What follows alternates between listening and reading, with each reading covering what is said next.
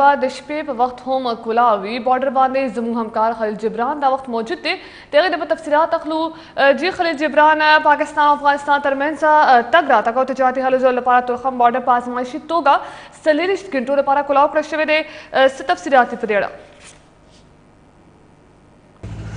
جی بالکل په دغه وخت کې زه په پاک افغان پوله تورخم باندې ولاړ یم او دلته چې وزیر اعظم پاکستان کومه فیصله کړې چې دغه بارډر به د 40 ګنټو لپاره آزاد وي، ځکه چې دلته تجارتي حجم چې کوم دی همدغسې په کمېدو دی او اوس دغه فیصله چې کوم دی د دواړو حکومتونو په حق کې نو په دغه وجه باندې به اوس دلته تجارتي حجم هم زیات شي او کوم ترانسپورټ ته چې کوم مشکلات دي اوس هم تقریبا چې 4,000 نه زیات ګاډي په تورخم په هغه غاړه باندې ولاړ دي او دلته کلیرنس نه کېږي، ځکه چې دلته وخت هم کم دی او دلته چې کومه عملات هغه مطلب چې دغه قابل نه و چې دغه کلیرنس زر وکړي. نو په دغه وجه باندې دغه فیصله د دواړو ملکونو په بهتر مفاد کې وشوه چې دغه فیصلې په بنیاد باندې تجارتي حجم هم سره زیات شي او دلته چې کوم عوام دي هغو ته هغه بنیادي کومې ستونزې چې کوم ترانسپورټرانو ته تکلیف دی، کوم تاجرانو ته تکلیف دی، په دغه حواله سره موږ اوس د ډي سي خیبر نه پوښتنه کوو چې هغه په دې حوالې سره چې دغه به څومره فایده دغه عوامو ته ورسیږي. جی بسم الله الرحمن الرحیم، ډیره شکریه.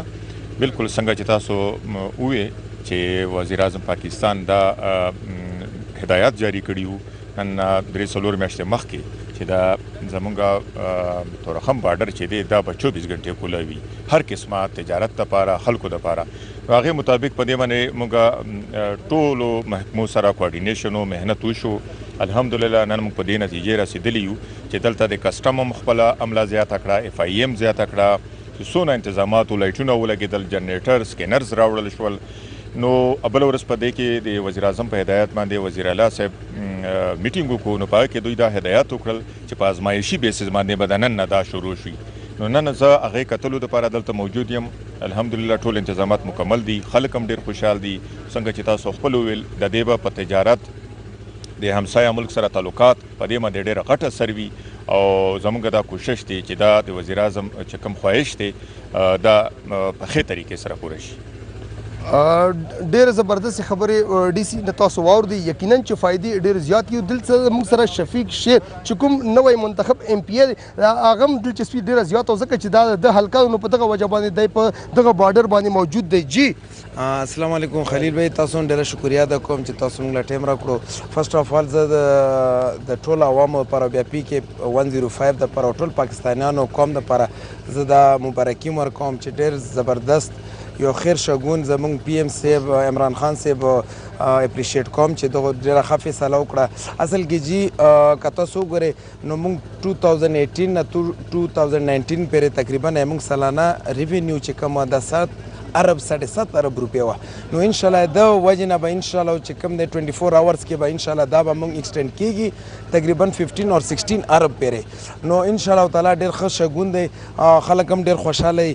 بل دلته زموږ د کم قوم پروت دی خوږه خیل کړم دغه ستونزې موږ ته پته انشاءالله د سره به هغه ستونزې هم انشاءالله هوارې شي او د افغانستان د خلکو دپاره هم زه هغو دپاره هم زه خوشخبري ورکوم، هغو لا مبارکي ورکوم. مخکې به دغو ته د پیسنجرز چې کوم ډېر زیات تکلیف و دلته به د 6 بجو نه واله ته 10 بجو پورې اوس الحمدلله 24 اورز هغه شو، پیسنجر ټایم هم شو او سره چې کوم د ایکسپورټ امپورټ ټایم هم شو. زه دغه سره زه د لاین فورسز ادارې چې څومره سیویلین دي څومره چې زمونږ دلته چې کوم دی نادره شوه او سره چې کوم دی امیګریشن سیسټم شو دغو ټولو زه ډېر شکرګزار یم. دلته زما ډي سي صاحب دی او د نور اف سی والا زه چې کوم دی دغو ټولو ډېره شکریا ده کوم کسټم سره نو دغو ډېر ښه پلیټفارم موږ خلکو له راکړو. انشاءالله تعالی موږ دا نن په ټرایل بیس باندې انشاءالله چالو کوو. خیر سره والانه امید ده چې انشاءالله موږ په دغه کې کامیابیږو خیر او خلکو ته به یو ښه میسیج ورکوو انشاءالله.